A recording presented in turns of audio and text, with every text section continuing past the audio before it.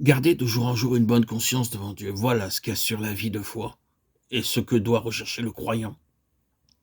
Bien certain qu'il peut y parvenir. Dans les récits de l'Ancien Testament, nous voyons les croyants avoir par la foi l'assurance d'être agréables à Dieu. Hébreux 11, 4, 5, 6, 39. Dans le Nouveau Testament, ceci nous est présenté non seulement comme un commandement qui réclame obéissance, mais comme une grâce que Dieu lui-même accorde.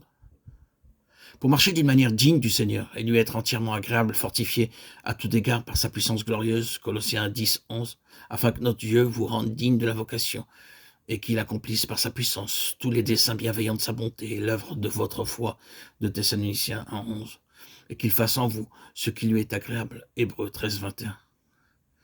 Plus nous chercherons à obtenir de notre conscience le témoignage que nous faisons ce qui est agréable à Dieu, plus aussi nous pourrons, en cas de chute, regarder avec liberté au sang qui purifie et avoir l'assurance que tout le péché inhérent à notre nature est couvert de ce sang purificateur. Le sang dont l'aspersion a été faite sur la conscience demeure sur elle et agit en elle par une puissance de vie divine qui ne connaît pas d'interruption, par la vertu d'un sacerdoce qui sauve complètement.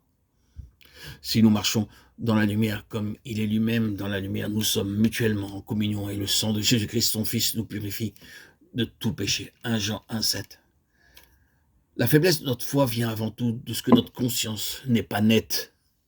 Remarquez comme la conscience et la foi marchent de pair dans les passages suivants. Une charité venant d'un cœur pur, d'une bonne conscience et d'une foi sincère. Conservant la foi et la bonne conscience à laquelle quelques-uns ayant renoncé, ils ont fait naufrage en ce qu'ils regardent la foi, qu'ils conservent le mystère de la foi avec une conscience pure. 1 Timothée 1, 5, 19, 3, 9.